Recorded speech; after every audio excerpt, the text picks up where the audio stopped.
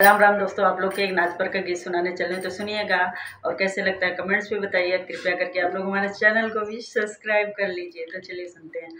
कच्ची निदिया में जगौला दिल दुखौला बालमा, कच्ची निदिया में जगौला दिल दुखौला बालमा, दिल दुखौला बालमा हो दिल दुखौला बालमा, कच्ची निदिया में जगौला दिल दुखौला बालमा, कच्ची निदिया में जगौला दिल दुखौला बालमा। एक तो पापा के दुलारी दूसरा मम्मी जी के प्यारी, एक तो पापा के दुलारी दूसरा मम्मी जी के प्यारी, तीसरा नहीं हट तू छोड़ौला दिल दुखौला बालमा, तीसरा नहीं हट तू छोड़ौला दिल दुखौला बालमा, कच्ची निदिया में जगौला दिल दुखौला बालमा, कच्ची निदिया में जगौला दिल दुखौला बालमा, दिल दुखौला बालमा हो दिल दुखौला बालमा, कच्ची निदिया में जगौला दिल दुखौला बालमा।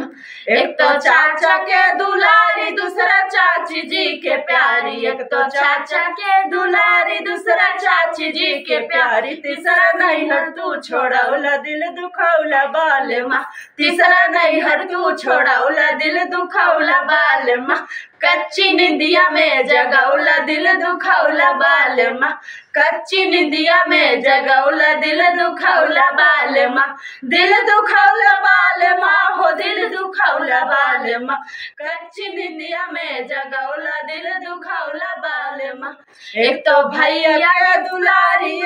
दूसरे भाभी जी के प्यारी, एक तो भैया के दुलारी दूसरे भाभी जी के प्यारी, तीसरा नहीं हट तू छोड़ौला दिल दुखौला बालमा, तीसरा नहीं हट तू छोड़ौला दिल दुखौला बालमा, कच्ची निदिया में जगौला दिल दुखौला बालमा, कच्ची निदिया में जगौला दिल दुखौला बालमा, दिल दुखौला बालमा हो दिल दुखौला बालमा, कच्ची निदिया में जगौला दिल दुखौला